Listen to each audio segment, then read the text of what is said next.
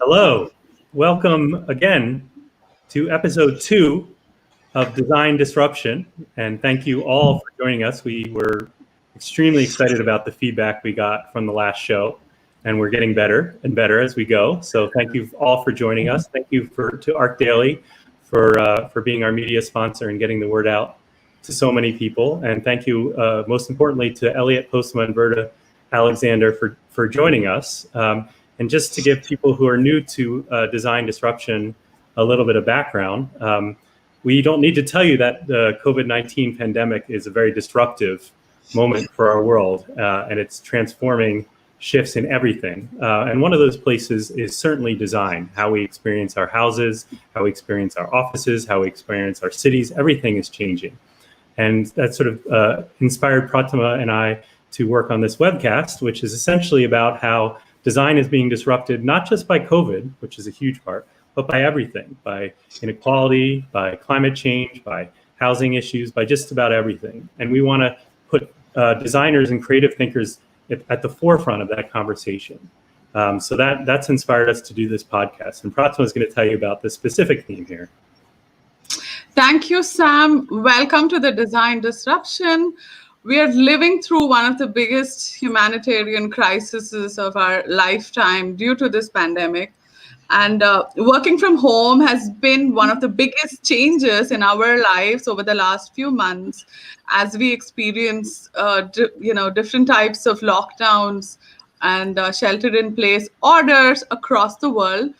Historically, offices have changed in many ways, often responding to the economic trends of that time. And as we go through this moment of great disruptive change, we have to acknowledge that we have an opportunity to reimagine work and workplaces to enable better productivity, well-being, collaboration, and innovation. So we are so honored and thrilled today to have two amazing thought leaders in this space joining us to reimagine future of work and workspaces and set the agenda for what future of work should look like. Elliot Pottsma, partner at London-based Heatherwick Studio, and Verda Alexander, co-founder of San Francisco-based studio O+A, are joining us today. Thank you so much for joining us, both of you. Heatherwick Studio, as Sam says, is one of the most significant architectural practices of our time. And design, not just architecture. And Elliot has been leading the studio's design for Google headquarters, not just in Mountain View, California, but also in London.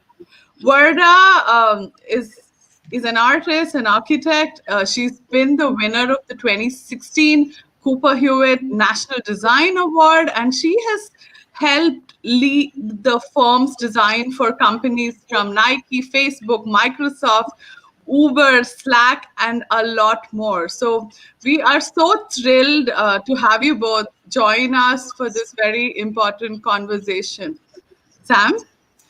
Yeah, thank you again. We're really, really excited and thrilled.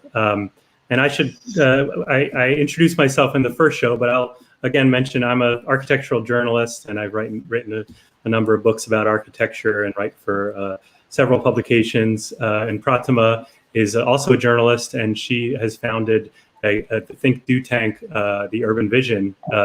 And she's based in India, in Bangalore and Mumbai, and I'm based in New York. So speaking of being based in your houses, which we all are right now, the first segment that we do is called COVID Diaries, which I think is sort of a strange title, but I like it. And it's essentially about what our designers have been doing during the quarantine and what spaces they've been enjoying and kind of making the most out of a sort of difficult situation. So so let's go, Verda, maybe you can tell us briefly where you were hanging out during quarantine and probably still are hanging out most of your time. Yeah, absolutely. And I'm excited to be here.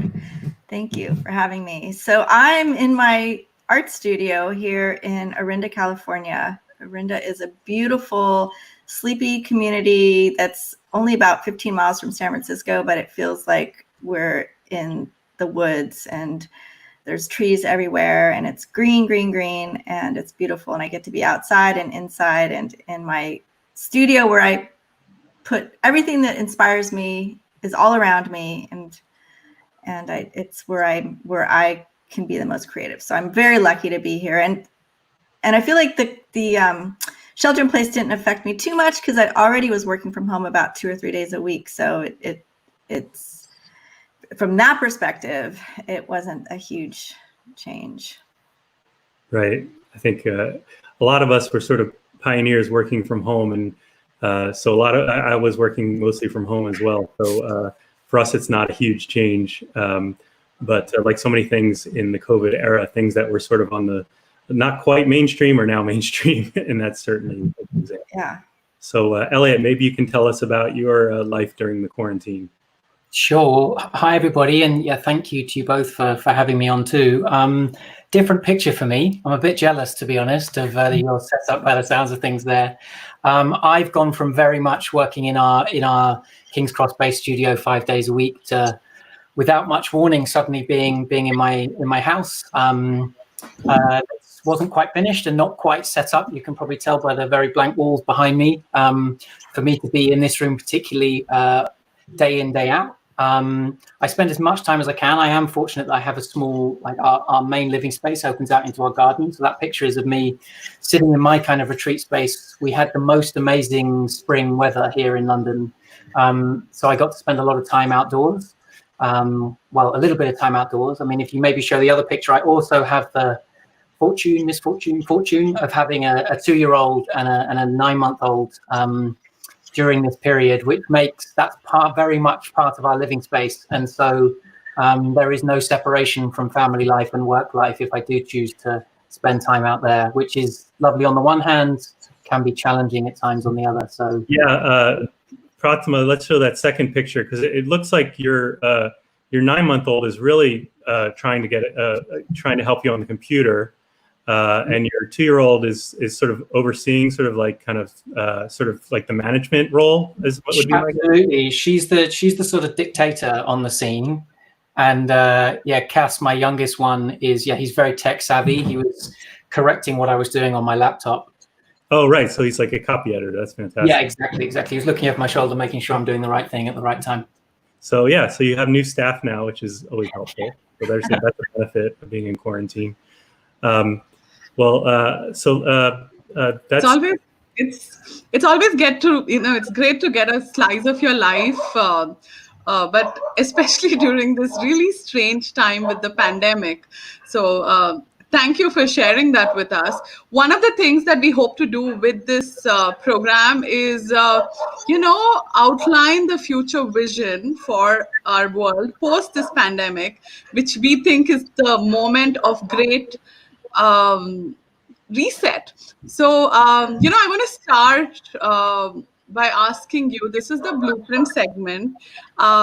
Can you outline your future vision and agenda for work and workspaces as we transition from this pandemic to a future world, which will, due to this disruption, may look a little different. So how do we use this crisis as an opportunity, and how does future of workspace look like? Verda, do we start with you? I'll pull up your slides, Verda.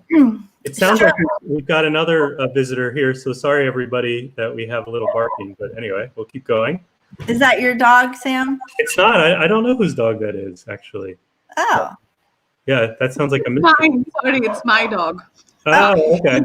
Well, this is another part of being in quarantine. It's nice to have dogs in quarantine. Yeah, I think all of our dogs want to secretly be on TV, is what it comes down to. Yes, and we have a storm here. In the monsoon. Yeah. Actually, Prathima, I wanted to. You made one comment before. I wanted to expand on that. You said the biggest humanitarian crisis that we're seeing right now is the pandemic. I actually disagree. It's actually climate, and I tend to call it climate justice, because it's going hand in hand with the inequities that we're seeing happening now. Yeah. And I think that more than anything is the big overarching theme agenda that needs to be addressed in the future. And I may not talk about it specifically, but it's the undercurrent for everything that I'm proposing for the future, or that I believe the future should be. And I am. You can start the slides if you want. So I'm actually the impractical one in the office. I don't do a lot of the direct practice work. I get to be the dreamer. I get to think about the future, and I get to disrupt. So I love this title and I love this show because that is what I like to do.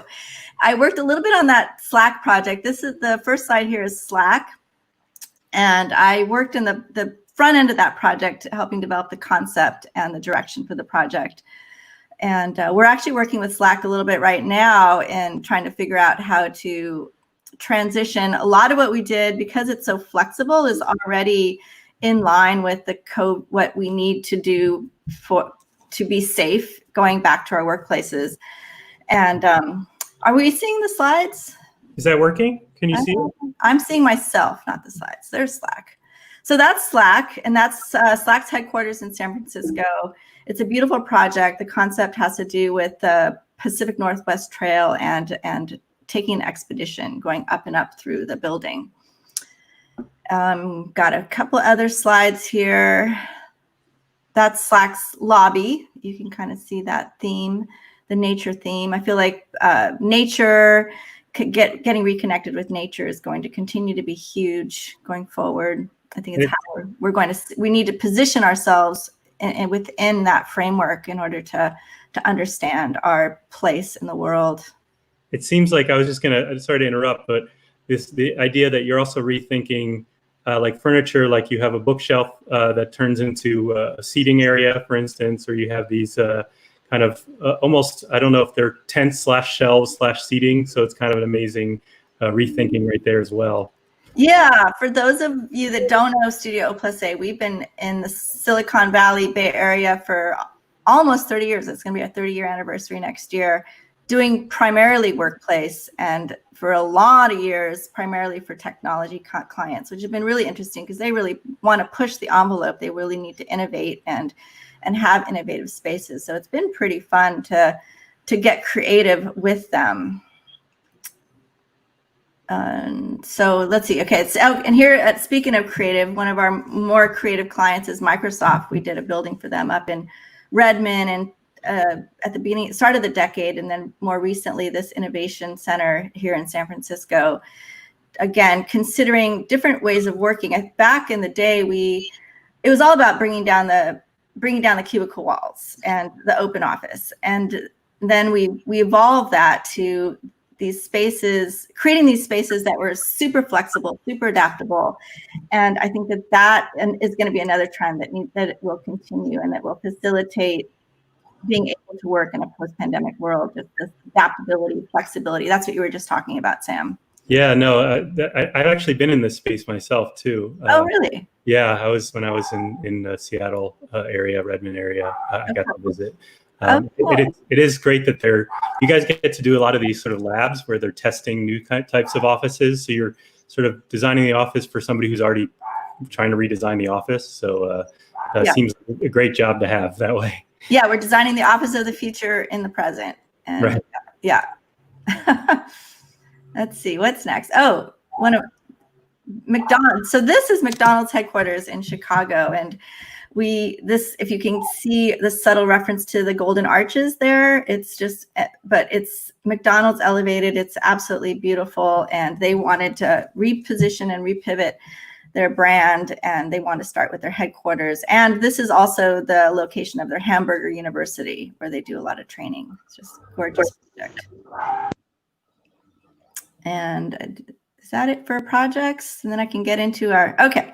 So like I said, I'm the dreamer. I'm the impractical one, and I get to work on the projects that often don't have clients, where I can really think out of the box and propose ideas for what the workplace should be, could be. And this particular project was for Salone dei Mobili in Milan. 2017, we were asked to be to represent the West there's 4 architects and designers, and explore what the future of work would be in an exhibit booth. And so I was thinking, okay, 50 years from now, climate change would be a huge issue, and to make it local, specific to California, what would be the most dire thing? And I thought water. The water is already scarce. It's going to become a precious commodity. I was also looking at this trend in young people to want their work to be meaningful, and also for their companies to have some backbone, that their mission statement, or that they actually are working towards some cause beyond the product or service that they have, and beyond the profit margin. And that I thought this trend would also continue. And it's kind of interesting to see right now all these companies going political and changing their like boycotting Facebook, or pulling Aunt Jemima off the shelves, or things that you couldn't have ever imagined them doing, all en masse and all very quickly. It's amazing. I think one of the most interesting things with this pandemic is how quickly we've been able to pivot and shift.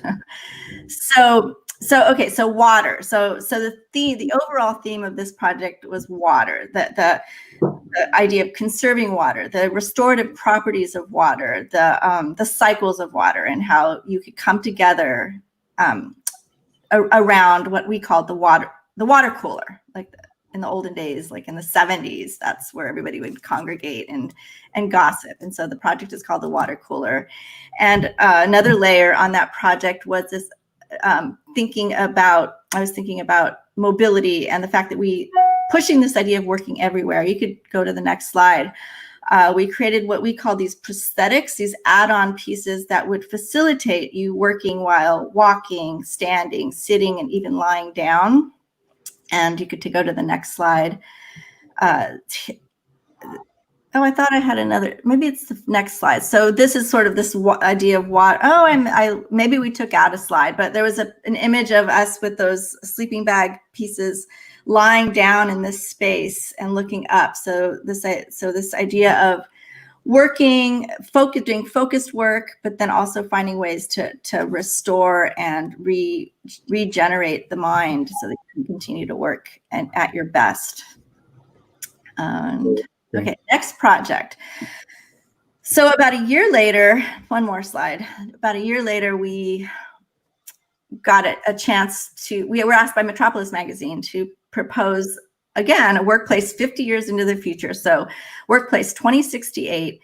And I was thinking then that real estate would become much more valuable because it's shrinking. There's less of it. More people need it. We were also looking again at climate change and rising tides. We wanted this project to be local again, so we chose San Francisco. We chose an iconic building, the Ferry Building in San Francisco, that I'm assuming many of you know or can imagine and can picture in your minds right away. And so we talked about elevating it and creating this space, almost like a co-working on steroids, where you'd have companies real estate would be so expensive that companies would have to share space, and more people would be working from home, and you would be coming to work specifically to meet up with other people, and to get your social fix, to get your connection, to collaborate where you needed to, or to have your big town hall meetings where the company culture could continue to build. And so it's this idea of the office serving its best purpose. And I think in the future, the office is going to have to prove itself. It's going to have to say, okay, we need these spaces because, and that's going to become very important. And I think that the biggest overriding factor, as we've seen, is we have this need. We're all dying here on Zoom. We have this innate need as human beings to come together. And I think that's going to play a huge part. And so the idea is that this gathering space, we called it Obaki, and that's I think means shapeshifter in Japanese, that you could, at a touch of a button with technology, you could change the space, the environment to reflect Google or Facebook or whatever company was in there, or your own personal space. And you would come together to not only work, but maybe to experience nature together, to work in a butterfly garden or to fish off the pier together as a company. So it's putting together work and connecting to nature. All right, next project. I know I only have 5 minutes, so I was trying to go fast. I think we had a much older project that was the video, Sam. And this is a totally low-tech project. I'm just gonna, not this one, but the next one is a video of something that we call the pretend store.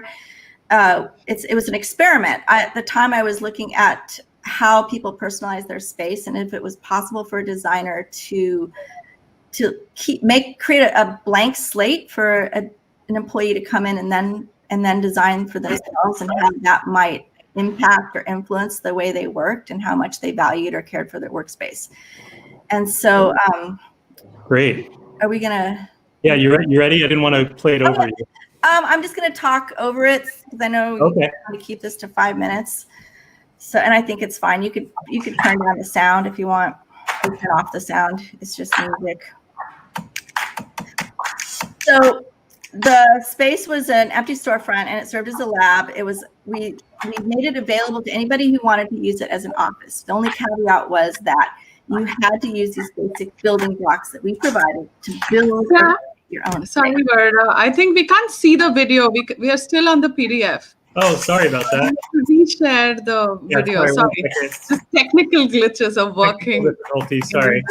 That's okay if it's not smooth. Should I repeat any of that?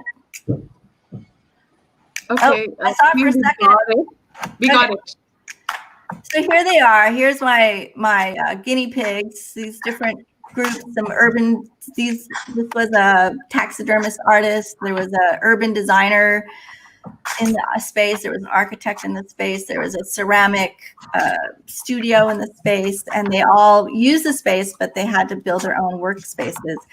And at the end of the day, the really striking thing that came out of it was realizing that these people were working in these fairly austere, back to basics environments. And so last year, I was really exploring this idea of looking at some of the spaces that we'd recently built and how over the top, frivolous, we created these ping pong rooms and game rooms and music rooms and all these spaces not to do work, but to keep people in the office. And I was thinking, really in the future, we're looking at carbon footprints and embodied carbon and the cost of construction and of course, like I said before, real estate costs. We're really going to have to justify these spaces, and we're going to have to look at spaces that are more back to basics, more about going to the office to get your work done so that you can go home and do other things. And that's going to be a huge thing, I think. So I think we're going to see a lot of these frivolous extra spaces going away. And maybe what I'd love to see is spaces that engage with the community, spaces that open their doors, and maybe it's gallery spaces or spaces where there's community training happening, or workshops or things like that. I'd love to see more engagement with the community. And so I'll end with that last slide. I do think that the future, we're going to be, there's going to be less building in general. And we're going to be repurposing a lot of these buildings that don't work quite right for us anymore, as we've seen in sheltering in place, that it's really hard to be in a space where where you don't have any access to the outdoors, and that's going to be a huge thing where we're going to want to retrofit a lot of our buildings, our office spaces, and our homes to have outdoor access.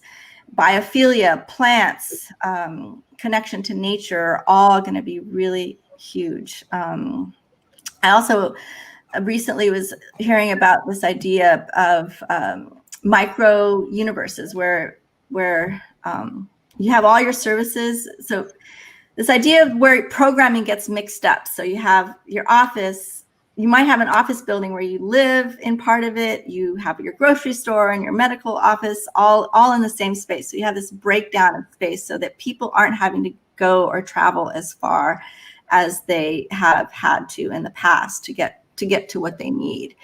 And I just see this entire rebuilding of cities and urban centers to create these places where you have everything at your fingertips. Fascinating. That's really fascinating. Well, we'll talk a lot more about, these are some very thought-provoking ideas, but we're going to give Elliot a chance. No, this is great. And sorry for we're producers of our show as well as the hosts, so sorry for the technical hiccups, but we'll show. What I love the picture that you painted of how future of work looks like, and how rich our life could be because of that. And I agree with you. I think the climate emergency is the biggest crisis that we face as humanity, and I think this pandemic, in a way, has kind of highlighted those fractures. Yeah. And scientists are already saying biodiversity loss is the reason that we're probably going to be in the era of pandemics again. So I agree. I think the number one agenda for all of us is climate change. And it's nice to see you frame the ideas of well-being and health as part of the agenda of future of work that is so crucial to us. So thank you so much for that. Elliot, we'd love to hear your views and ideas for the future of work now. Sure. I think Sam quickly shared the slides. Yeah, I'll let, Elliot, you start talking and I'll pull it up. Okay, cool. I mean, well, likewise, it was great to see that, Verda, and I think some of the themes I'm going to touch on really chime with what you were saying. So I wanted to start with an image of us, which is Heatherwick Studio, and I don't know, Sam, if it's there, but there's 200 of us working away in King's Cross. We're from all sorts of backgrounds, whether it's architecture or product design, furniture, artists, textiles, and that's us standing in front of one of our most recent completed projects, which we're very lucky for it to only be about 10 minutes from our studio. You can go on to the next one, which, like, we have quite a diverse mix of designers at the studio, and likewise we have a really lucky to have a rich range of projects. So for the last 25 years, we've worked on bridges, pavilions, buses, distilleries, all the way up to master plans. And the last 10 years, there's been a lot of focus on workplace, thinking about the future of workplace. And that's been a lot of my time as well, has been in that area on projects in China, in the UK, as well as the work that's already been mentioned for Google. Maybe we can click to the next one. And I thought it was nice to start. I love this image by Hans Hollein. Because there is, of course, coming out the back of this crisis, there is a short-term need to address the immediate concerns, which actually is going to make things is going to make things worse for the workplace. We're going to be, in the short term, more preoccupied with sneeze guards and keeping away from one another. But that said, there has been this crazy accelerated experiment on remote working, which has been, in a way, incredibly successful. You never would have thought that in the space of a few weeks we could transition to a massive chunk of the globe successfully working from home. And so we've learned an enormous amount from that, and now the workspace needs to learn from it and respond to it in the long term, not just focus on those kind of short-term immediate precautions. And we absolutely, if you go to the next slide, absolutely believe in the power of bringing people together, and that's not going to change. And so we don't think the workspace is over, and there's always going to be that need to get the best out of people, but for them to come together. And but now the interesting thing is there's this healthy competition, which is kind of going to give office design and workspace design a bit of a kick up the backside, that it's not dead, it's not over, it just needs to be even better than it's ever been. And it's got to compete with homes getting better, the technology of like this, talking with huge groups of people getting better, and it's got to compete with that, and it's got to be a really good reason to have your uncomfortable commute or get on your bicycle, get in your car, whatever it is, to go into this space that needs to fundamentally now kind of inspire you more than it ever did before. And so workspaces of the future, like working with Google, this is our project out in one of the projects out in California in Mountain View. well before COVID, they were talking about this, the sort of their workspaces needing to represent the organization in a different way and almost become like sort of temples to an organization's values or culture. And so you go there not just for heads down production, but to kind of top up in the mission of your organization and the space that's curated. It doesn't have to be on this scale. It could be on the smaller scale of a single floor within a building, but it's the intent of that space needing to represent more than just a space for production. It needs to represent somehow the organization with which you're working for. That's really interesting. And so if you go to the next one, it's the shot of the interior of one of the buildings as it's coming together, and that idea of just the spatial qualities of this workspace to be kind of inspiring in their own right. And if you go to the next slide, Sam, the other thing that's interesting, and I hope this is the future that's coming, is it's maybe going to give us the opportunity to free ourselves up from the notion of the ownership of a specific desk. As we become way more flexible about the way we work, there was sort of this, over the last 100 years almost, there's been this kind of delusion of the perfect desk. And office environments trying to sort of uniformly create that fair environment for everybody, that same environment for every desk. And this sort of systems thinking has led to quite a singular experience in a lot of office environments. And I think this move to a more flexible way of working is going to wake us up, hopefully, to understanding that a way forward, and if you go to the next slide, really should be about thinking about a variety of spaces, responding to, as we learn more about different people's abilities, neurological diversity, different characteristics, how individuals might want to change the way or the space that they work in from morning to afternoon. And we can actually maybe create more of a landscape of workspaces that allow that kind of fluidity to move from one to another, and not this need to apply like this kind of uniform approach to too much of the workspace.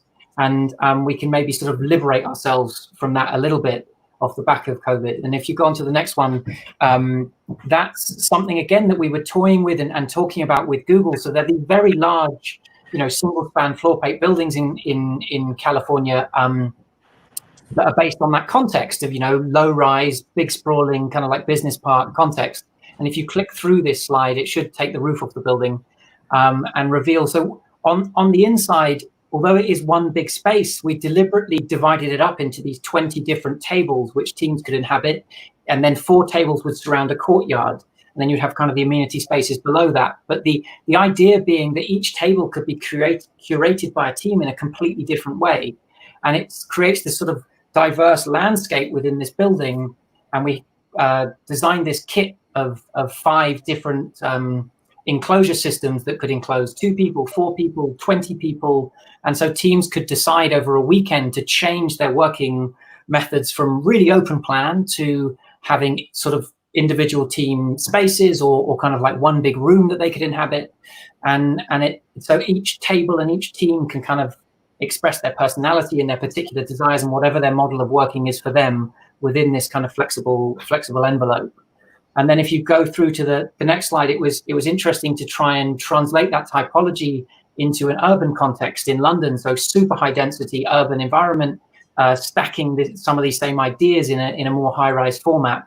And so in a similar sort of way, this building was allowing for this range of spaces, from triple height, double height, single height spaces where you can feel more sheltered and retreat, and then spaces where you can flexibly maybe come together with that volume of space, reinforcing it. And if you click through to the next one, the sort of the long elevation of the building did that too, by these stepping overall plates that started to delineate connected but separated spaces that could be treated in different ways again. And the last point I wanted to make is kind of what's happening on the roof here, which is this notion of like fundamentally a need, and you've touched on it already, of we need to be re-earthing our cities. There's great movements happening in housing of kind of like creating, even in high-rise dense environments, sort of a connection to that outdoor world. But so often our commercial centers are the most soulless and sterile parts of cities. And so commercial buildings and workspaces have a huge role to play in trying to find ways of embracing nature and not just greenery, but it's about choice of materials, it's about patterns, it's about sequencing of spaces, to give that, like, feed that fundamental human need to feel connected to the natural world. And so I think there's a huge responsibility of workspaces moving forward to really try and make that happen. And the last slide I had was a project we've just finished here in the UK, which, despite looking like it might be in a rural setting, this is in a very, very dense hospital. It's a Maggie Centre. But again, it's that kind of commitment to trying to integrate views and the natural world into our architecture and environments in the most meaningful way possible. So there we are, as my starter for 10. Thank you. That was amazing. We'd love to work in spaces like that with so much access to nature. And I think it's so crucial for our well-being and mental health to have those kind of places. So thank you both for sharing those amazing visions for how our work life could be. Thank you. Sam, we can't hear you. Oh, sorry. I was on mute. Didn't want to interrupt Elliot there, but sorry about that. Elliot, what you were saying was really interesting about the fact that when you have an office, and Verda, you were saying the same thing, you no longer take for granted that everyone's going to the office. You have to sort of, one way to put it, lure people there. And it made me think about what retail's going through as well, because it's not like retail can't take for granted that you're going to go there anymore, that you can just shop online. So they have to make it a space that you really want to be in. And retail spaces are now spaces that are also, kind of representing the brand and sort of kind of these sort of symbols of the brand. And whereas you can do like sort of some of the nitty gritty stuff online. And I think offices are going to mirror that. I think there's, it definitely seems to be that kind of a move that it's not one or the other. There's this mix of, you can do this online, you can do this in person. What am I going to do today? What am I going to do for this purpose or this type of business, which is really interesting. And I wanted to go back to what you were both saying to start off, which is this issue of now, the issue that, yes, things will change and we'll go back to this more collaborative kind of layout and sort of really work on these kind of moves that were already happening. But in the short term, obviously, we're not able to cluster in groups that are very close to each other. Everybody's talking. Ellie, you mentioned dividers, but there's also one-way path through offices. There's probably touchless controls, more outside working. What are some of the things in the short term when you're working with your clients that you're doing to sort of adapt to COVID right now? Do you want to go, Verda, or I can? You go. Either way, okay. You start. So it's for us, it's different from client to client. I mean, Google are an interesting one. Then they're not wanting a knee-jerk reaction. They're really wanting to take stock. And actually, a lot of our clients are giving more bandwidth. They're not necessarily returning to work at the first possible opportunity, and they are allowing their workforce to delay that, because they've actually found that productivity hasn't kind of like completely dropped off a cliff, despite the fact that the majority have that desire to bring people back together. But we're seeing that some are even potentially looking immediately not to bring people back until it's sort of beyond this, let's call it a post-vaccine world, or certainly like when the risk profile seems to have dropped to a point of view where certainly 6 foot or 2 meter spacing might be readdressed. But then there absolutely are the situations like within our own studio where we are looking to be able to bring people back in at an appropriate moment, and ideally sooner rather than later for really key things and select groups of people, where we are looking at implementing those things that you've mentioned, whether it is touchless areas, certain screens, and hopefully out of interesting materials, and just as you said, like our studio is quite well set up to be able to have one-way systems easily implemented within it to minimize crossovers. And that just is, if for anyone looking to go back in the short term, that is the the short-term reality, but I'm hopeful of a world in the not too distant future that's post that can bring us back together in a way that is together, that isn't together but separate. Yeah, I think I agree with that. And Verda, what are you seeing? Yeah, just real quick to add on to that. But first, Sam, you mentioned you compared retail to office. I actually don't think that with retail, yes, you need to get people to come in to shop, but you don't necessarily need to get people to come to the office. As we've learned, amazingly enough, work from home works. Right. It even worked for us. We were kind of just scrambling to knowing that shelter in place was coming, and it just happened overnight, and somehow we were able to work from home. We actually got a COVID strategy plan that we've implemented, and it's online. Where we have a phase 1, phase 2, phase 3. I think phase 1 is going to be really messy. There's only really going to be so much that we can do. How do you get into elevators? One at a time. How's that going to work? But hand washing stations. There's certain just basic things that you can do that will make us safer, wearing the mask, hand washing stations. And I'm just hopeful that we don't go too overboard in this first phase. I absolutely hate those plexiglass plastic screens. Biggest reason is they are not recyclable at all. And I'm just horrified to think of all of the waste that's going to go into making our workplaces safer for this short-term phase. But I think this first phase is going to be a little ugly, but I'm hoping that as we move forward, that a lot of these habits, that a lot of it's just habits, that they just become second nature and will be all safer in general in the future. Right. Well, that's I like how you both are framing that this is sort of like, this is a short-term thing that we have to obviously address, but we have to keep our eyes a little bit further down the road as well. I think we have a tendency to just kind of all focus all of our attention on one crisis to the next and not think about the big picture and where things are going to be in the long term. So although this obviously has an impact on the long term, and it will in ways we probably don't know, it's having its impacts on the long term as well. So it's great to have both perspectives.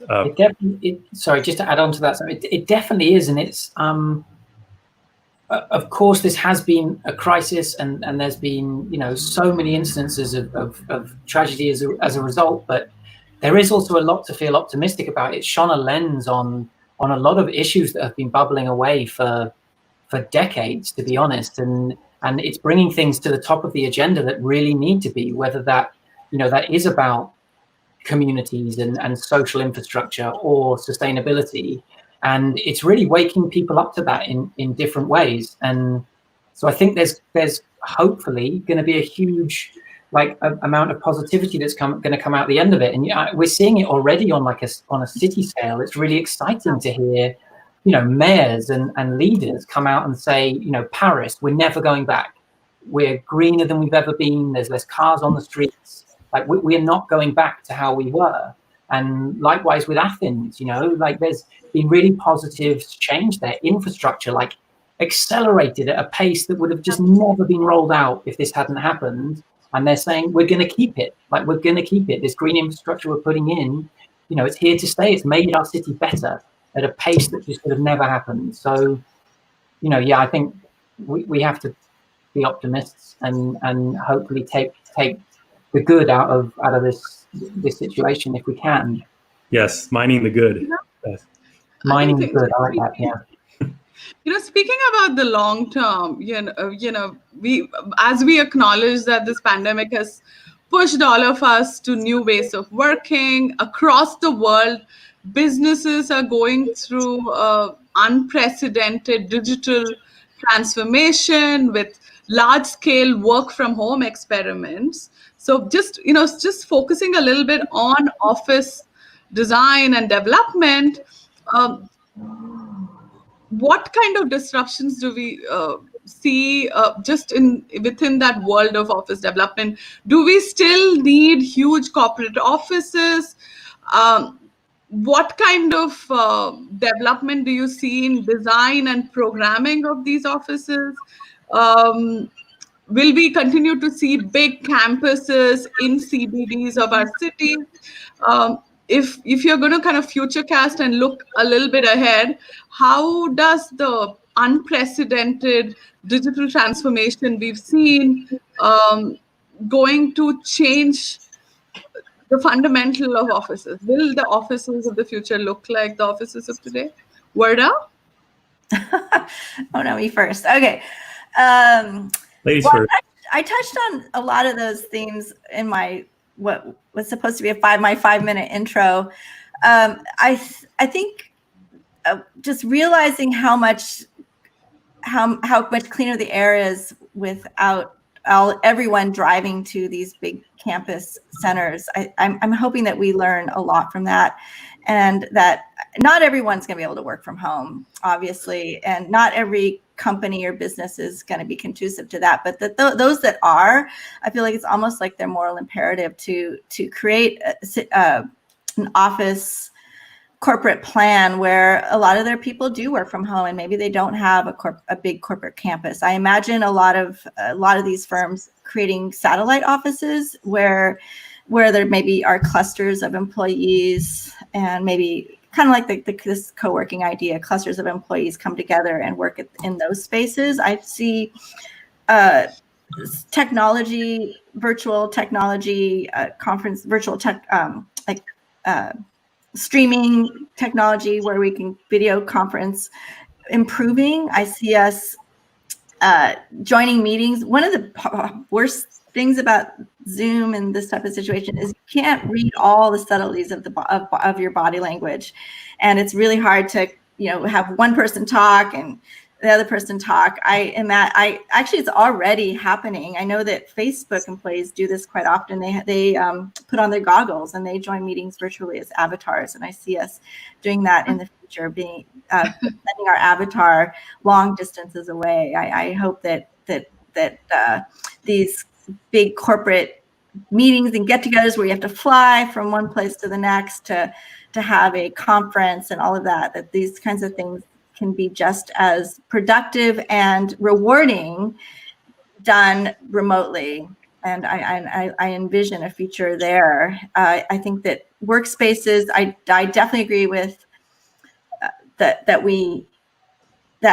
this idea of hot desking is going to become huge, that maybe that ownership of your own desk is gone, is going to be gone, that idea is going away. And a lot more spaces will be devoted to collaborating, meeting up, coming together, and all of those spaces will have to have multifunction, have multi-purpose. I heard somebody talking about a retail space that, of course, is underutilized right now, and maybe will be even into the future, and that doubling as an office. So office by day, retail space by night.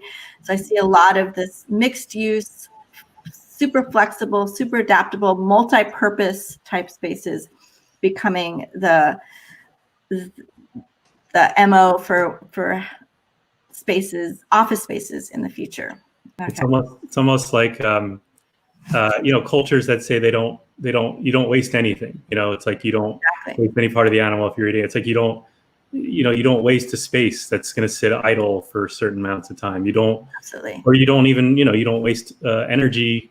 Or having to get fresh air into your building is going to make you not waste energy because it's safer. So it's like we're constantly being reminded that waste is problematic, whether we like it or not. Elliot, comments on how this moment I would certainly. I think it's going to be a spectrum, right? There's going to be some traditional employers that react to this and just say, "Come back to the office or you're out." Like there will be some organizations that don't want to adapt to it.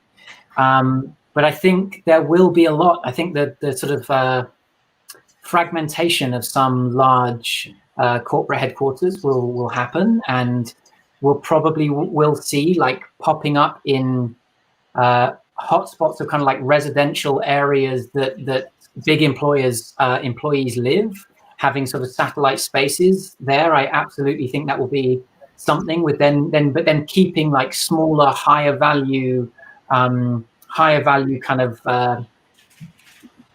congregation spaces near transport hubs in the heart of main cities that are there for, you know, clients to come to, and also that real meaningful kind of like extreme togetherness that may well still be really important for businesses to be successful. There's maybe slightly scarier ones too, which is kind of like the sort of version of like suburbia for the office park, where you might see, in fact, even pre-COVID, there were a few instances of this happening, like someone like Santander, their global headquarters, when they moved from being like inner city, you know, business district based in a tower to a out of town, like sprawling business park that now they're sort of laughing. They've got these really low rise buildings, but lots of them in a parkland surrounded by, you know, nature and trees. Everyone can drive to work, which I'm not advocating for a second, but in terms of a post-COVID world, everyone just drives to work. They don't need to worry so much about elevators. They can kind of walk between lots of buildings that all act resilient from one another. So that's sort of like the fearful end that some people may end up tending towards, which I don't think is the long-term solution, because I don't think that's necessarily a sustainable approach, because it's still everybody congregating in one place most of the time. But ultimately, I think employers are going to have to, on the whole, really be much more flexible and see the benefits that employees are talking about to their lives, to their seeing more of their family, to that not wasted time on the commute. It's a lot of time that people are getting back in their lives. And maybe it's going to become the norm that people are going in 3 days a week, 2 days a week, 1 day a week, who knows? Right. Yeah, and the other sort of maybe interesting bit of it is if you layer the retail into it, and this idea of what are the unused spaces. You know, I think there's a big shift in certainly in the short term, and I think possibly in the long term too, that we are tending towards local open air environments. And maybe this is a terrible kind of like European slant on it, but certainly that's happening in Europe and has been the case. And I think out of town business park mall environments that don't contribute to their activation of their immediate surrounding and streetscape and are very internally focused are going to struggle. And I can see already that makes for lots of emerging, growing organizations, it also actually creates great workspace. And it's low rise, it's connected, like lateral floor plates. And we're seeing that already, you know, big tech companies taking over shopping malls.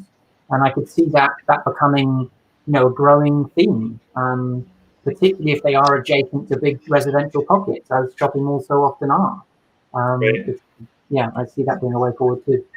Yeah, I mean, being able to adapt spaces that are no longer, talking about waste, you know, shopping malls you mentioned, like if it's not going to be used, don't knock it down, use it for an office or use it for something that you need. And also what you were saying is that it seems like so much of the disruption in the office is obviously with the office building itself, but it's also even maybe more so the kind of moving back and forth, you know, moving how it connects to the city, how the workers stay at home and move back and forth to the office. It's like that in between that's so kind of crucial. And I know that you're both thinking about that. And so I wanted to ask you a little bit about your approach, because you guys are both working for firms that are very, you know, good at disrupting. You're good guests for the show. But, you know, Elliot, your firm comes out of a background that's not even architecture to be in the beginning. It's a design firm that now works in architecture. So you're looking at it from a different perspective, and you're kind of hacking things that I think architects sort of took for granted. So seeing things from a new way. And Verda, a big part of what you do is based in art. You're an artist, and you kind of take a different perspective and are always interested in doing things that people aren't doing. I guess I say zigging when others are zagging, or whatever you want to say. So I am curious about how you're looking to bring that to offices now that every office is changing. Maybe we can talk a little bit, you know, more specifically about how you want to kind of, you know, really disrupt sort of the status quo. Maybe Elliot, you can go first. Sure.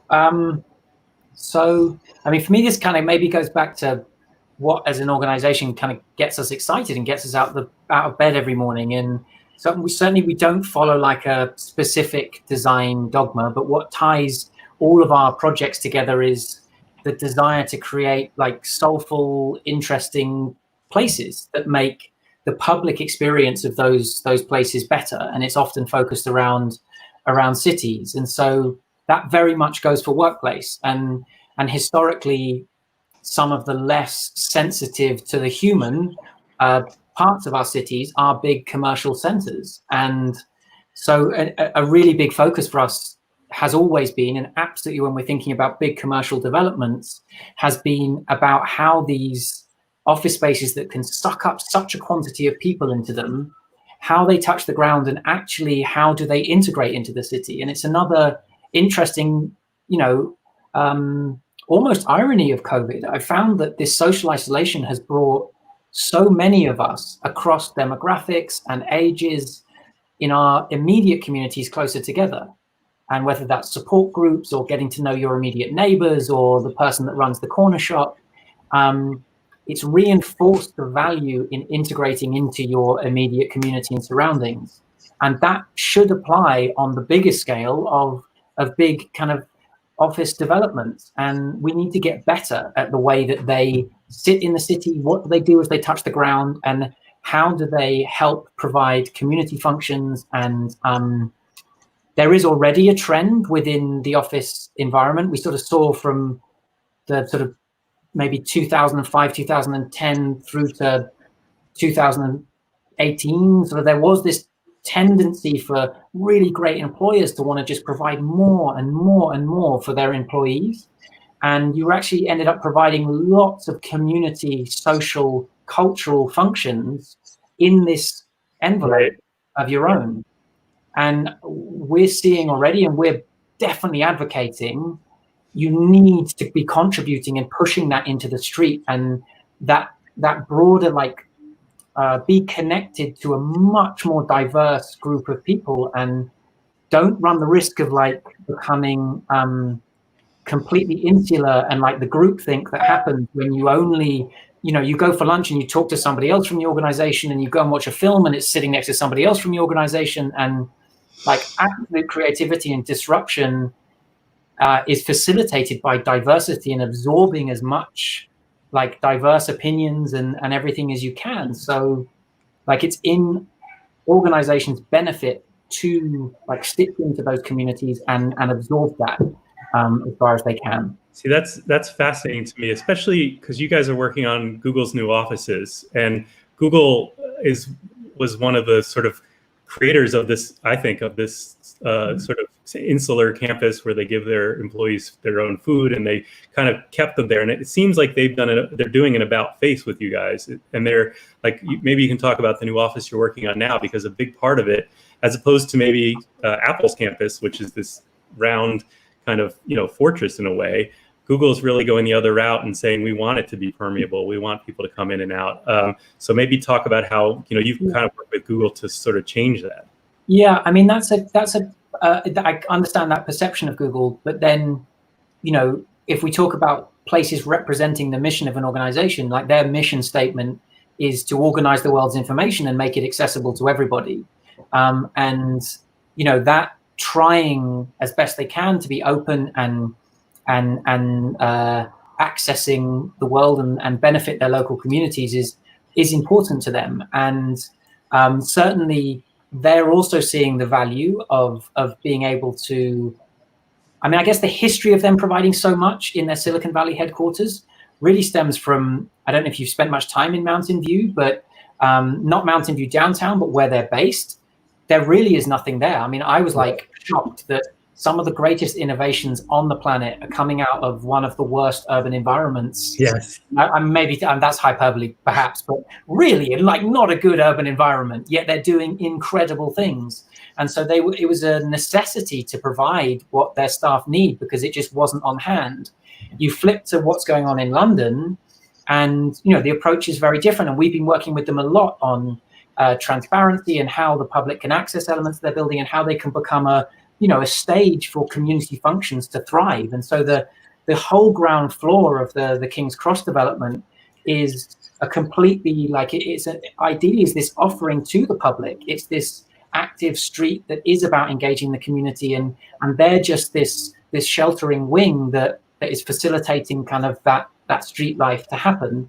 And absolutely, we believe that the benefit is for Google. Like their staff are working in a more interesting, vibrant place, and they'll be more likely to want to go back and stay and work from that building and benefit from that engagement and diversity.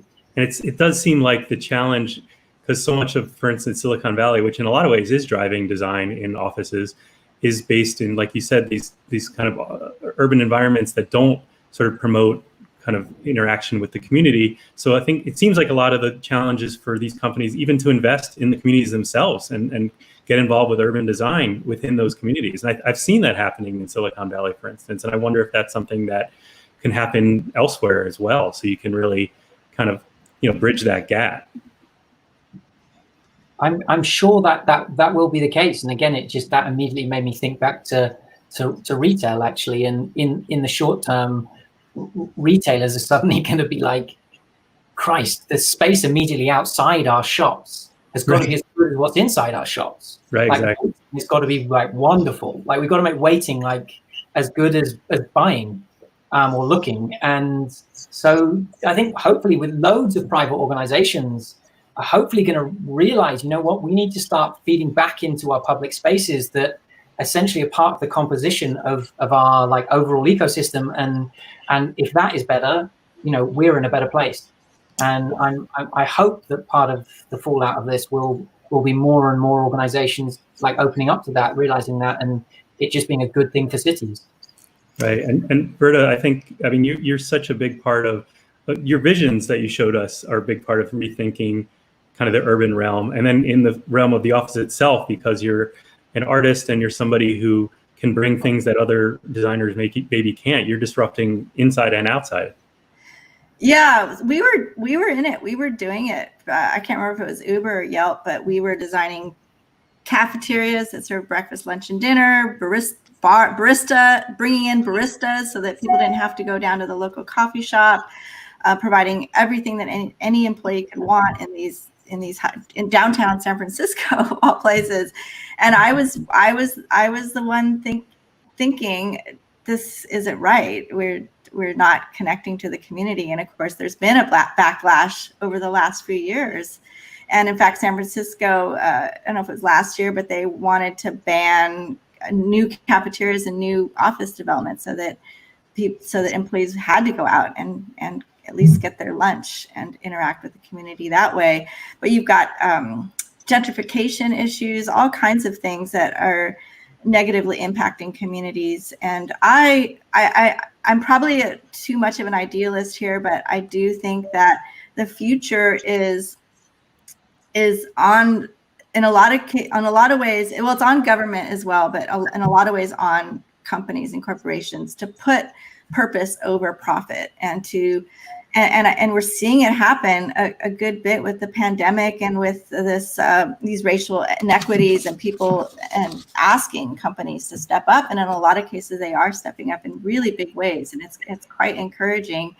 And I think that if our clients are asking us to do for these things, it's going to facilitate, and things are going to move a lot more quickly along the lines of connecting with community and engagement and corporations taking on problems, taking on social issues. And it's a really amazing thing. And hopefully the corporations can do that more than just kind of lip service to saying it on a tweet, but actually taking action and, changing their environments and changing inequities. So it's going to be interesting to see how that plays out. Well, it's part of this circular economy idea that I think that everybody is going to have to buy into at some point. And part of that is not just looking at the bottom line. Economics is going to be is a huge how we buy, how we sell, how we make, how we think of profit is and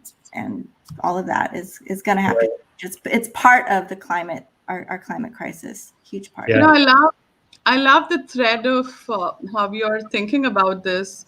In the last decade or so, you're right. You both are right. I think you saw a lot of these big tech giants, which were the drivers of the economy, becoming very insular. I remember going into the Facebook headquarters where they not just had a big food court, but my dear friend who used to work there could even get his laundry there.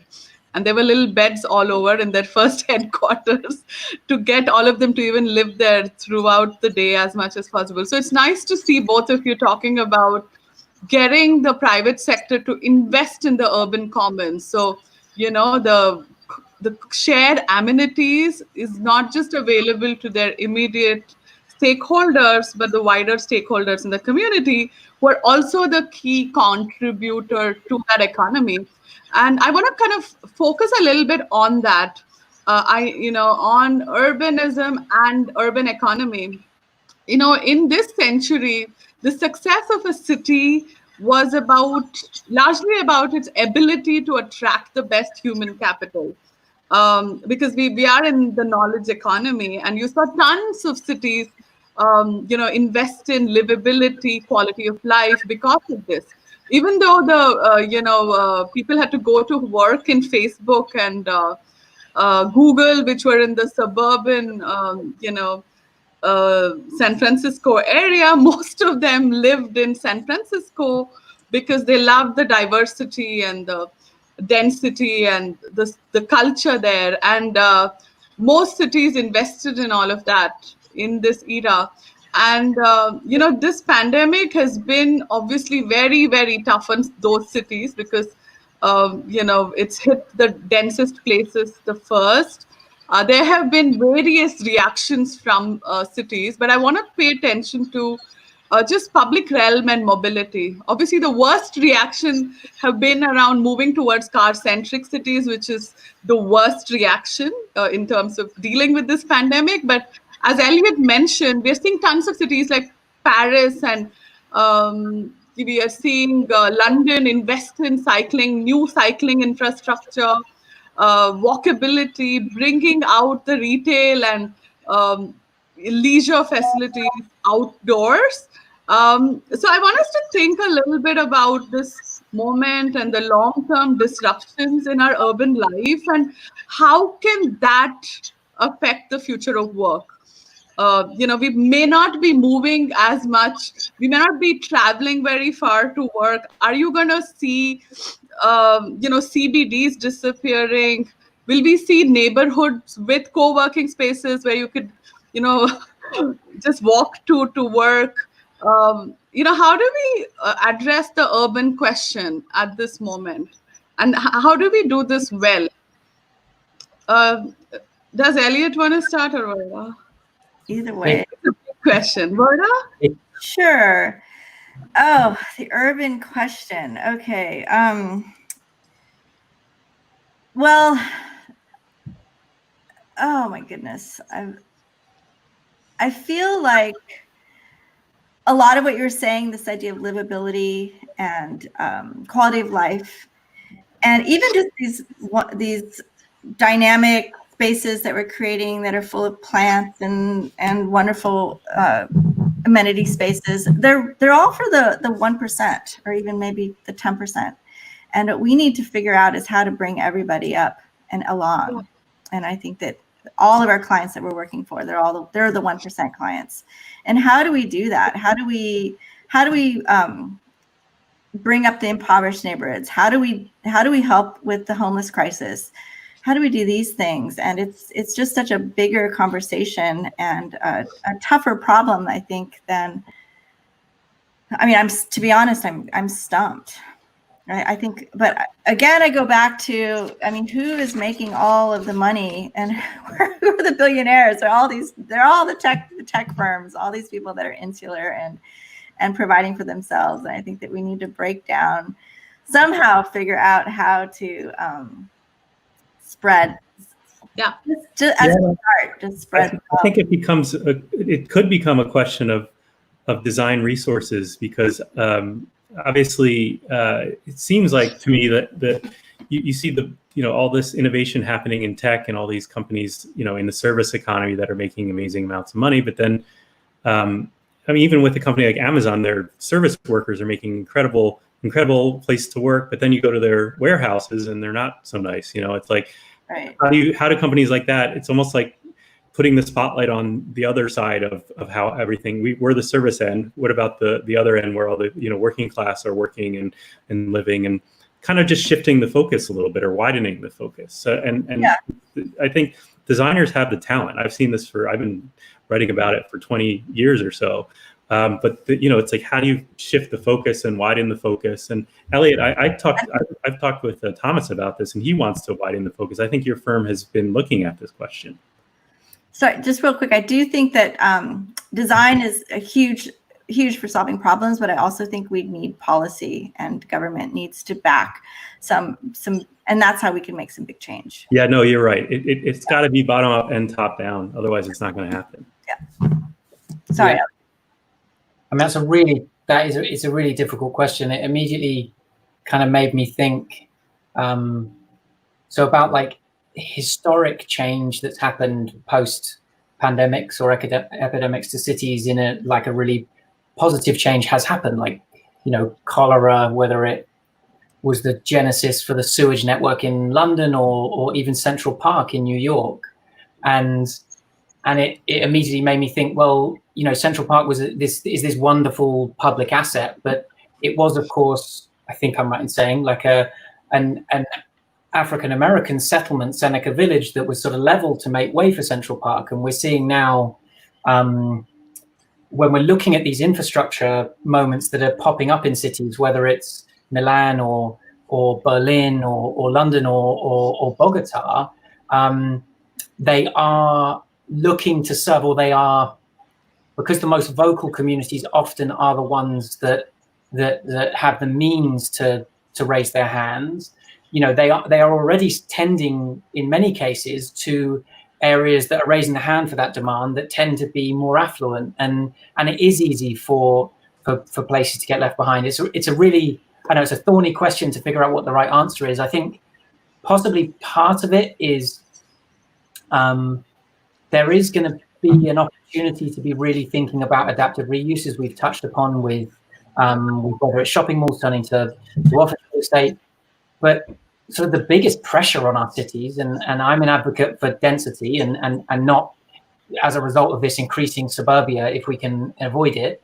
And so there is going to be, I think, an opportunity for adaptive reuse of commercial buildings, and there is a crying need for affordable housing, and there is a potential synergy there, within business districts or within city centers suddenly to be looking at low cost adaptive reuse of buildings that don't serve their current function, to alleviate maybe that social need somehow, whilst providing on their doorstep employment. They are suddenly able to be within commercial centers.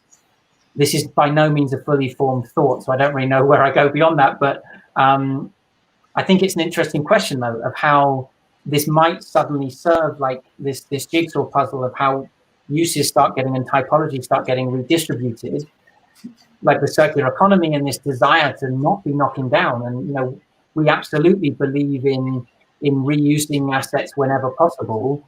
There's going to be a lot of vacant assets, but there need to be smart ways of thinking about how they're reused, and that maybe does offer an opportunity of, if governments get behind it and they enforce that, some sort of policy that supports social uses through that. Yeah, I think the one thing that is overlooked, I think, because you're both of your firms are good examples, is designers kind of disrupting, a larger scale issues, because that's what designers do. Is they're not just doing pretty drawings, is they think of things in different ways. So you have to get creative people like yourselves involved in policy to some extent, and be able to rethink things in a creative way, not just having people that are not as creative doing that. And that's a huge part of it. And I'm inspired by what you guys are thinking. And I know it's if those resources were put into some of these problems, I think we'd have a lot and had a more creative approach to them. We'd be in a lot better shape. So I think we're running out of time for questions. I have one more question. We have a lot more questions, but we're not going to get to them all. We could be here for a long time. But one of the issues that I see is COVID has brought up, which is the idea that we're not, if we start building an office that is set in stone, it's going to be out of date in like 10 minutes. So designing for flexibility, and not just designing, as I was saying, for COVID, but designing for the next issue and the next issue. How do you have an office place that's flexible to all these changes? And I know that's something you both have talked about. So maybe talk about how you design in some of your work now, and maybe looking forward for like extreme flexibility. Well, Do you want me to start? Who want to go? either way, I feel like we've been designing. I guess I can start. I feel like we've been designing for that for at least the last decade or more. The future is the super agile office, and the open office plan only works when you have all these surrounding spaces that are embedded into the open office that are super flexible and provide for different types of uses. And so I guess for us, it's kind of a given, and we're just going to keep pushing that agenda and keep refining the ability of the spaces that we create to provide for that type of change and adaptability. Are there any spaces that you're particularly excited about that you worked on as far as flexibility is concerned, and being able to change on a dime or not on a dime, but fairly quickly for new issues? Let's see. Well, right now we're playing around with, because of the health and safety issues, we're playing around with some different types of spaces as you come into buildings, and I'm kind of excited about some of these. Lobbies, elevators, these primary entry spaces are probably some of the more dangerous and in terms of catching something.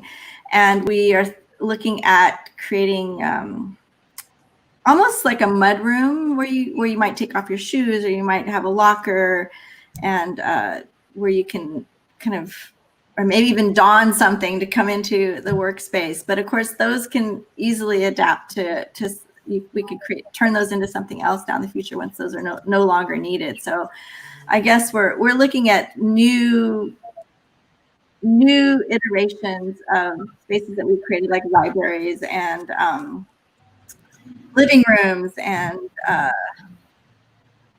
I'm thinking of a specific project, Cisco, that we did a few years back. And these guys, a lot of it depends on the company culture and how flexible too they need to be.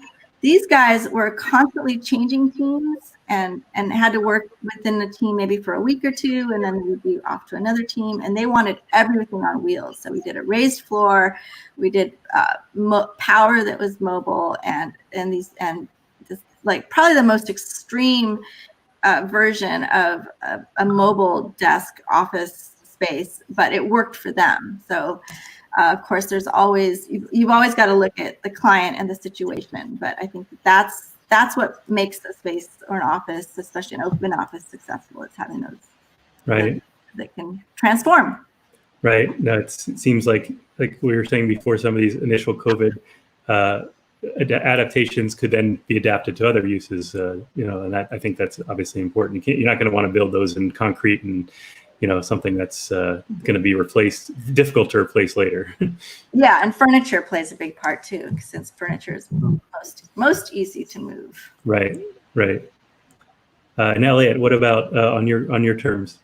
Yeah, I mean, that was really flexibility and adaptability was like a massive part of the genesis of why both those Google buildings that I showed, the ones in California and in London, are the way they are. So I see them, just to define that for a minute, like, I see flexibility as kind of the short-term ability for teams to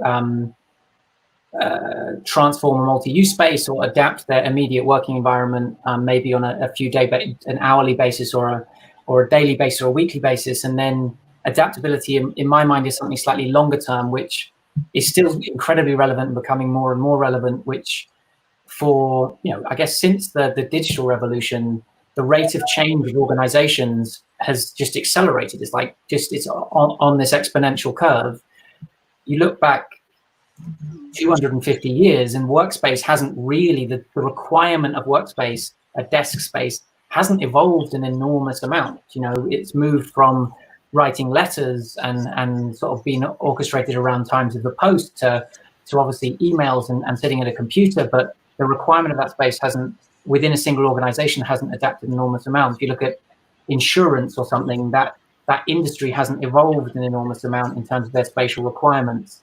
But then the digital revolution has happened, and a company like Google or other tech companies that even in the time that we were designing the building, their needs were evolving all of the time. And, they were moving into, largely internet-based, ads-based organization to something much broader and interested in driverless cars and loon balloons and healthcare and energy capture. And they restructured their whole organization to move from Google to Alphabet to facilitate that diversity. And so the longer term adaptability of those buildings, the design is not just about being flexible for the desks and being able to change partitions around and divorcing the stuff that sometimes gets in the way of flexibility, like meeting rooms and cafes and things, divorcing that from the flexibility of the team space, which sat above. So the team space sat above, all those other bits sat on the floor below, so they don't kind of get in the way of that. But then there was still the immediately accessible partitions of phone booths and things that team spaces need, and small huddle rooms and stuff on that level with them. But all of that was divorced from the overall building envelope. And that goes for King's Cross in London, as well as the kind of like hangar-like buildings in California, which if Google decided in 10 years' time, we need to clear this building out, but we want it still to serve a purpose, and we want it to be a test track for autonomous vehicles or to build a spaceship or whatever, the components of the building are divorced in that way, so that you in theory could, it would be an operation, but you could clear out all that interior architecture and are left with this hangar-like structure that, let your imagination run away with you on what that could then be. And likewise in King's Cross, there are these hanging elements. So every third floor is the superstructure, and then the rest of the floors hang. And they provide these double and triple height spaces that actually, if a completely different tenant was to move in and they just want more GFA, you could fill out those floors, and they could all be complete, like individual floor plates, and you could fill in those void spaces. Right. So that kind of inherent ability for the building to flex was there from the start. But I think going right back to where we started, of sustainability being our biggest, most pressing need right now, it's our responsibility as designers to be now thinking, when so much is in turmoil, the most sustainable thing you can do so often is to keep what you have and not knock things down. And we've gone through this legacy of the last 50 years of really temporary buildings that stand for 20, and we're just like, it's going to be so much easier to bulldoze it. So bulldoze it. And it's our responsibility now, and planners' responsibility, to put legislation in place for quality and qualities and thinking of the infrastructure of a building to be able to serve multiple uses. So that if post-COVID we do need to change from office to residential, the infrastructure of the building can accommodate that kind of change. I hadn't thought about the fact that if it's more flexible, it's less likely to be torn down. That's a really interesting point. And I was going to briefly, we have a tradition of showing some other work just to broaden the scope of things. I'm going to do this very quickly before we go into the quickfire round of quick questions. So give me a second, because I'm technically challenged. I'm going to quickly. And as Sam does that, I just want to say this has been so fascinating. I think the agendas that both of you laid out, were you speaking about how our, how private sector corporations can actually enable social impact within their neighborhoods? That's such a transformative idea. And Elliot, I think the idea of circular economy and repurposing as kind of crucial for sustainability is it should be the model for development for all kinds of work. So thank you both for that. And I see Sam has his slides up now. Sam, I want to echo, by the way, Prathima's points. It's really fascinating. I'm really thankful for these insights, because we all think we've learned a lot, and then we you guys are really opening my mind. And so this is just to look at a quick, not a timeline, but a quick snapshot of some offices over time. You could see in sort of at the turn of the century, sort of the factory model, you can see on the top left, sort of evolved into the office model, where you can see on the top right. And sort of, you did have the open office. It was almost like a big factory. And you had, that sort of evolved into the kind of the management being along the edges and everybody else kind of working in the middle. And you can see on the bottom and the bottom right, that Franklin Wright was a master of the open office. So that's his Larkin building in the bottom, and the bottom right is the Johnson Wax open office with the advantages along the sides. And then you started to move into the mid-century, and you get a little bit more cellular, sort of it's from the factory model sort of to the kind of Mies van der Rohe's machine for living becoming the machine for working. So you have sort of the Mad Men office on the top right, where you sort of have the opening office in the middle there, but along the sides it's getting even more cellular. And then you can see sort of a big turning point was sort of Herman Miller and the Action office that's on the bottom left, introducing these ideas of cubicles. So you have an open space that can be divided into smaller pieces, and that sort of became the cubicle farm, which kind of took that to a horrible extreme that we all hated. And you can see it being parodied on the bottom right in Office Space, the movie. And then you also have this trend of, in the mid-century, of office campuses, anything from Bell Labs to, you can see, which is in the top there, to Silicon Valley, which is on the bottom left, being parodied on the bottom right in the show Silicon Valley. Sort of, taking this sort of suburban model into offices. And that very much happened in Silicon Valley.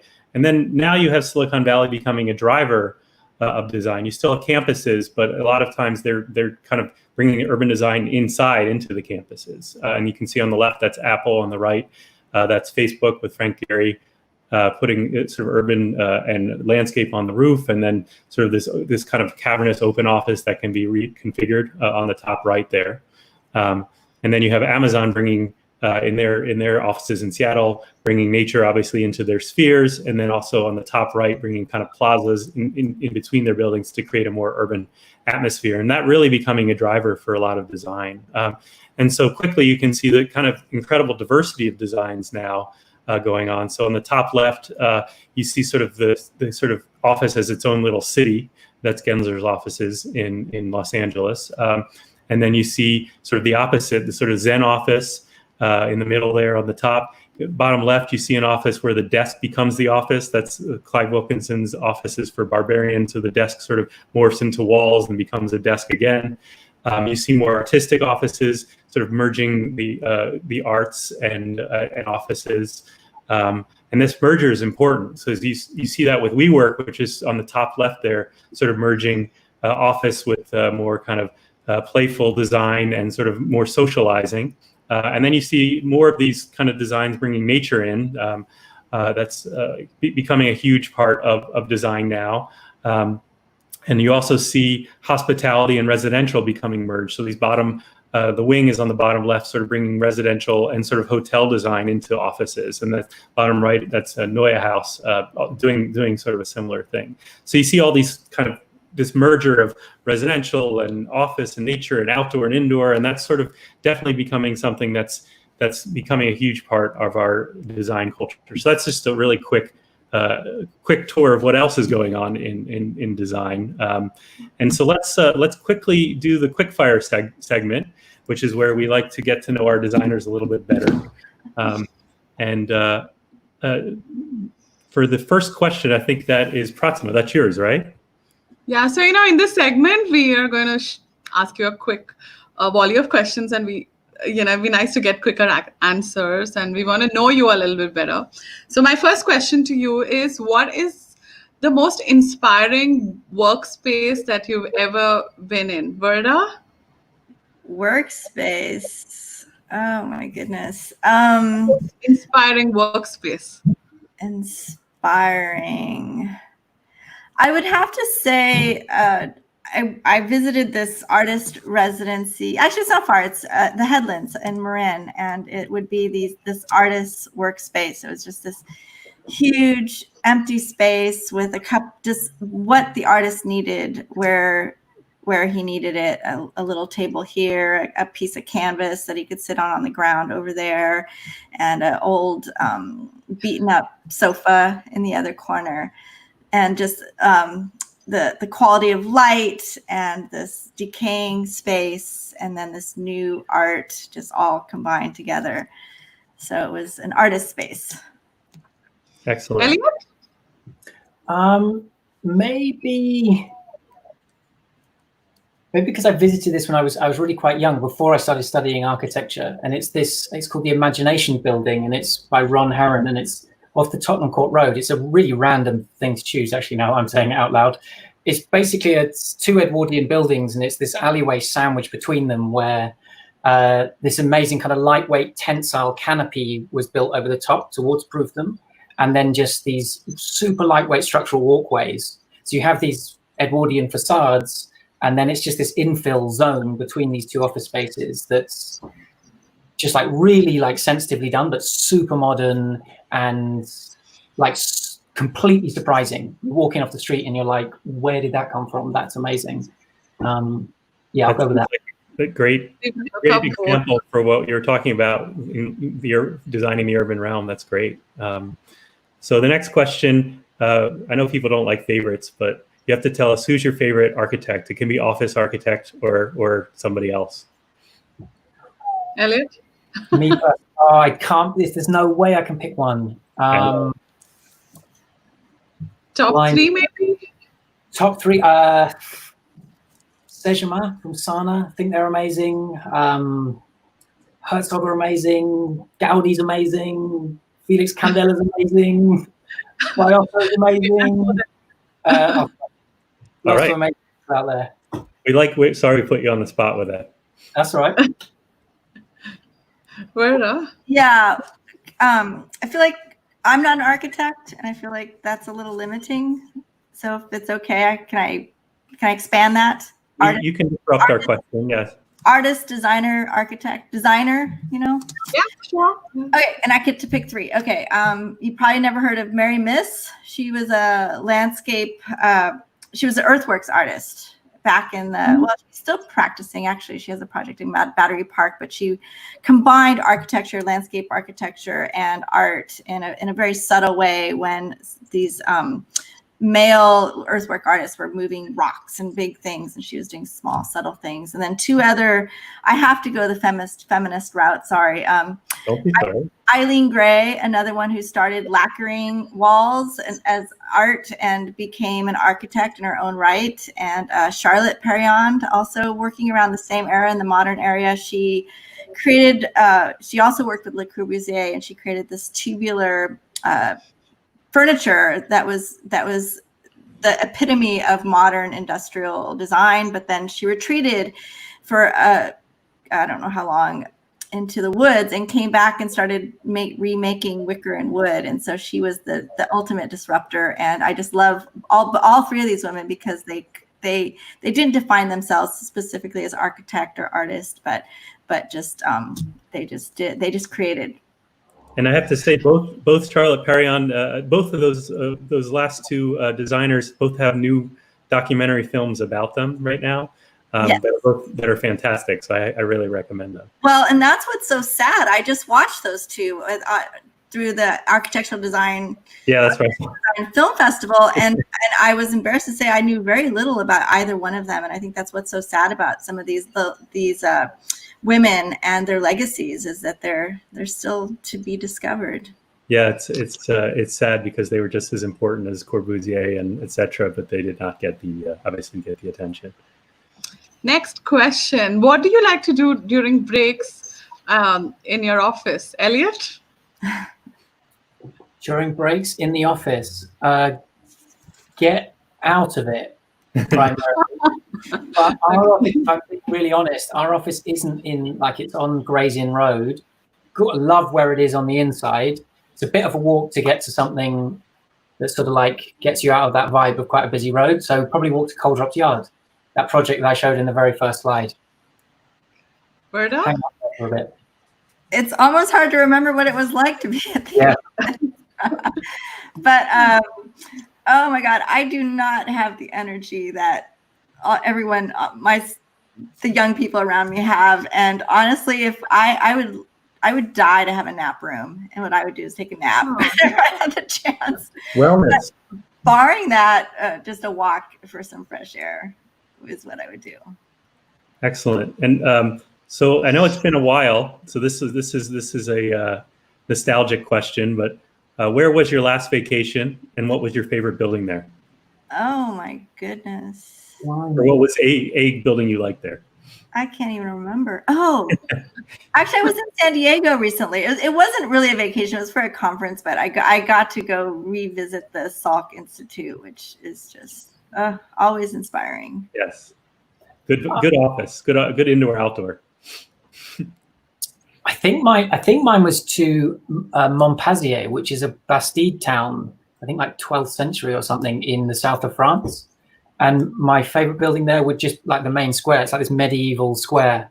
It's like insanely gorgeous, and anyone should go check it out if you're in the Dordogne. Perfect. See, you get good office and public space inspiration everywhere.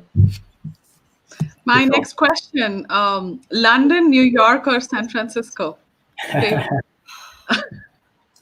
Elliot. I've got to say London, surely. Good. New York. One of my biggest regrets is when I was young that I didn't just take a stint of time and spend it in New York City, and I deeply regret that. I love New York City. Okay, we're gonna. Thank you both. I'm gonna skip to the last question because we're running over time. You guys have your sketch pads, right? Mm-hmm. Okay, and I'm gonna do this too, and I'm a horrible sketcher. What we've all been waiting for, Sam. Yeah, just to make everybody feel better. All right, sketch something that would inspire you to work. It can be a desk, it can be an office, it can be a setting, it can be anything that would inspire you to work. And as you all sketch, I'm going to look through the audience question and say hello to this amazing community that joins us. I know that you're joining us from all over the world. I saw Brazil, Peru, Mumbai, Hyderabad, Shanghai. So thank you so much, guys, for joining us. And I know we have a few questions. I'm going to curate that for our speakers right after this. But thanks for joining us. And please share your questions with our speakers. And we'd love to see your sketches as well. So please share that with us with the hashtag design disruption and the future, and the hashtag the future of workspaces. So we'd love to hear from all of you as well. And don't forget to use the hashtag design disruption. And if you're on our Facebook page, please like it. If you're on our YouTube page, hit the subscribe button so we can stay connected with you as we discuss important transformations around design over the next few months. All right. Sam, who have you guys finished your sketches? I don't know. Maybe I don't know. What's the least embarrassing time for me to go? Mid, I guess. After me, Sam. Oh, no way. No way. Yeah. Okay, let's start with, who do we start with? Verda, are you ready? Sure. Okay, I'm going to put you on this. One of my secret pleasures, I can't remember the full name of her Instagram, but it's Hill House. Oh, I can't remember, but she's this woman in England who just shows these beautiful traditional, her home's traditional and just these environments. And she's always wearing these beautiful dresses and with these traditional backgrounds. And a lot of them are very, what do you call it?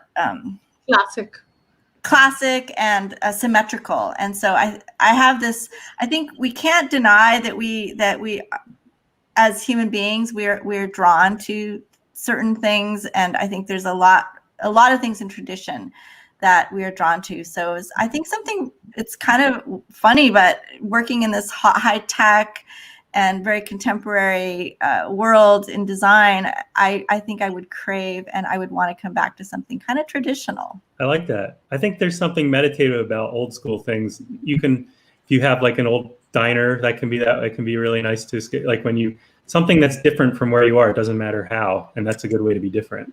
Yeah, a little analog or something. So the old wood desk it's all chipped. I like that. Maybe when you guys are doing Microsoft or Google, you can have a little room that goes back to, has like 8 tracks and stuff like that. And, that'd be cool. What a great sketch. I know. Right? You're putting the other two. Keep that sketch for us. We may have to put that in our archives. Okay. Elliot? All right. Here we go. He's not happy about this, but no, I enjoyed it. Actually. Oh, can you see that? Oh, you can't see it. It's too blown out. It's too close. Yeah, if you back up a little bit. There we go. Yeah. Oh, yeah. I can see that now, yes. Basically, right now, I'm sitting in a room with, it's not the worst view in the world, but it's very much out onto South London, residential street. And I'm craving a view of some expanse and some nature and have a space where you feel like you can remove a wall completely and be semi-inside, semi-outside, maybe see some mountains, maybe see some water. Can you see any of that in the picture? Not really. We can see it. Yes. We can see it. Yes. Beautiful. There we go. Yeah. That's beautiful. I think we're all on the same page that a little chance to escape and to get into beauty, whatever form that is important. Although I hate to use the word beauty and then to show my sketch. Have to, Sam. Okay. Well, this is good. This will make you guys feel better. So here. Oh, okay, that looks cute. It does look like a 3-year-old did it, but that's okay. So this is an office. Basically, the square is an office that, over here, but it's an office in the jungle. So the idea is that you create a jungle around the office. You create as much as you go all out. You create trees everywhere you can, going off the side of the building, growing around it, growing under it, and you create a jungle. And I have to say, I'm inspired when I see plans for garden cities or any of those. But I think that's what would inspire me the most. But not the drawing. That doesn't inspire me much. So I love how all of your ideas is about what you look out of the window, while you work, and how that has to be a piece of inspiration. So thank you. We have a few questions, which I'm going to combine 2 questions. One is from Indra Gonzalez. She is saying, it's very nice that you gave us many concepts to think about. It also makes me think about the codes and how governments will have to face all these social challenges. And we had a related question. I'm just gonna find it for us from Diego, who says, how do you ensure accountability for public sector investment in social issues or public space, knowing that private sector has always been about profit and bottom line?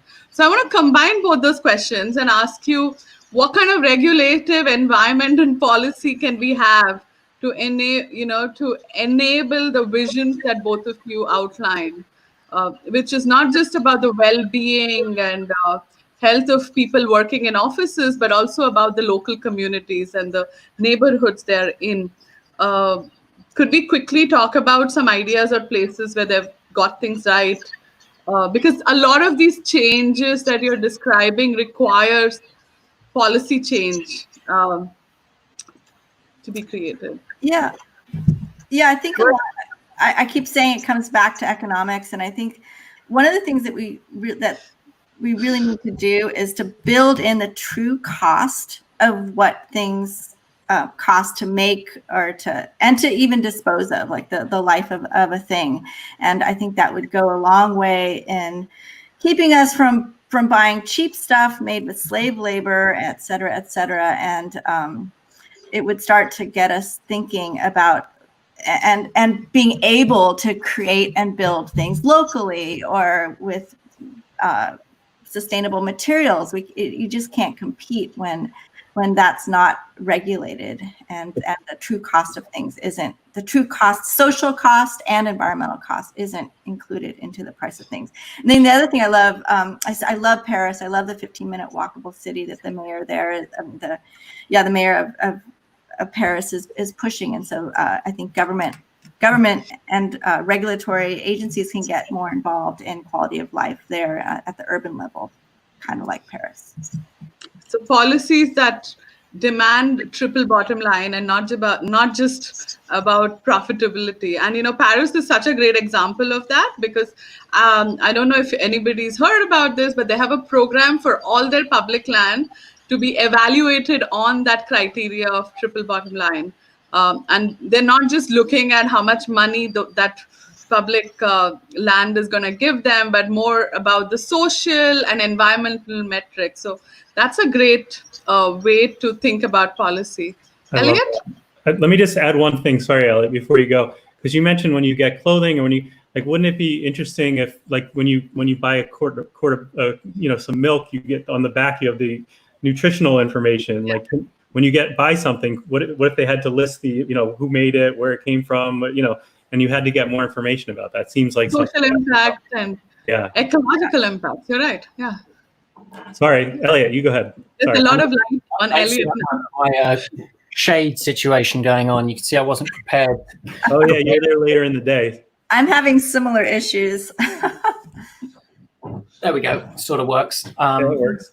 So I think, what would I say? I mean, looking to the more equitable countries around the world. I mean, Scandinavia have been pretty good about policies that support those less financially able, and universal basic income and things. And essentially, I think when it comes to investing in public space, but then also in public assets, whether that be affordable housing or whatever it might be, we need to raise the bar essentially of what do we need to afford for affordable housing a little bit, and what can be afforded. And it's essentially goes to that question of the wealth gap that we have. And my feeling is that the countries that are often sitting highest on the happiness index are also those that tend to have the best social support network within them. And so we can all be very focused on earning as much money as we want, but it does tend to be a strong correlation between those two things. Then the other aspect to it is we need some good examples of just people delivering this mix between really affordable public facing projects that also ultimately are delivering profit for the developers, because developers just they're just not going to be doing it if they can't make a profit out of it at the end of the day. But there's some really bad examples of schemes out there that have pushed either the public components or the affordable components of projects very visibly as second-class citizens within a development. You see it all over the world in housing schemes that you differentiate entrances. You have completely different facilities for one another. The entrance to one sits on a really busy road facing another block of flats, where the other has got a little park in front of it, and is just a much more welcoming experience. And so some projects that just deliver more of an equitable experience between those two ends of the affordability spectrum, to prove that actually developers can deliver on that, and still deliver on their bottom line too.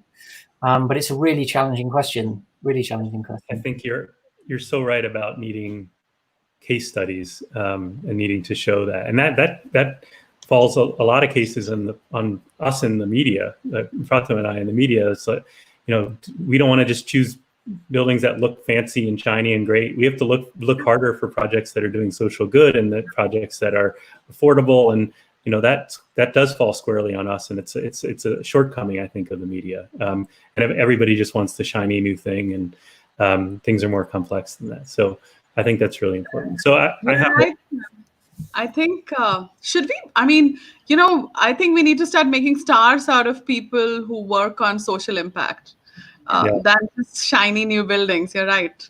So one more.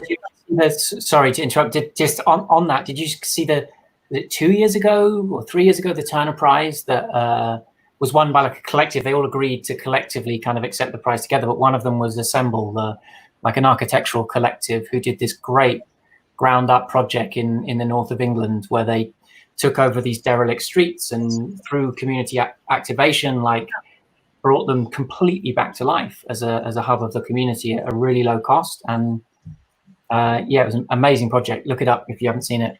Yeah, that sounds exactly the kind of thing we're looking for.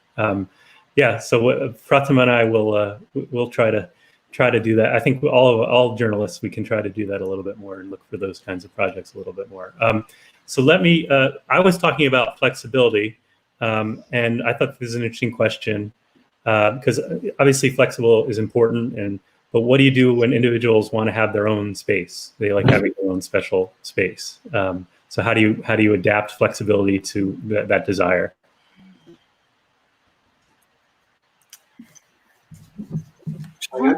So, well, for me on that one, it goes kind of back to that variety. You want to be able to provide spaces within the building that people can feel they can retreat to and own, so they become about the individual when they enter it. And it's also about providing a space that in the afternoon they might feel that actually they want to sit within their team, and they can do that in a more open plan setting. And it's this isn't just about providing double the amount of square foot in a building per person, but there is that need to kind of be able to flex between those two zones, and it be kind of timed appropriately with the ebbs and flows of the entire organization's workday. But I think we might be, for most organizations, beyond the this is my desk, this is my kingdom, this is my spot all of the time. And I think actually workplaces will possibly be the better for it. Excellent. Yeah, I agree with everything Elliot said, and just we're always building in all kinds of little nooks and little caves and small spaces. I think the one thing I want to point out with that question, the person that asked that question, is that yes, you want your own space, but do you need it 8 hours out of the day? Could you go into that space for just an hour and then somebody else use that space? And so maybe it's this idea of instant, quick personalization. And I imagine this future where at a flip of a switch, or you can just immediately personalize your space through some kind of virtual technology. Yeah, well, and I think our personal spaces, we're going to be working from home probably part of the time, so that can be a little bit more personal, and then it's more communal at the office. It's hard to say. It's hard to say how this shift is going to affect. And a lot of companies, and we're actually looking at providing packages where companies can go in and help individuals set up their own workstations and desks and offices in their homes. Right. I mean, the design of homes that's a whole other episode. But how how the design of our homes are going to change. We're going to have to be building offices and building workout spaces, and kind of how that's going to change the way we live. On that note, I think this was such a rich conversation, and we can go on and on because it's such an important topic. And I want to thank both of you, Verda and Elliot, for joining us today and sharing your amazing vision for our future. And I hope I and Sam can come and see you in your workspaces after this nightmare of a pandemic is over. And just want to say thank you, everybody, for joining us. Stay safe and stay well during this time. I want to thank ArchDaily, our media sponsor, for supporting this important conversation. Have a great day and great evening. I know we have people joining us from around the world, but thank you all. Yeah, thank you so much to everybody.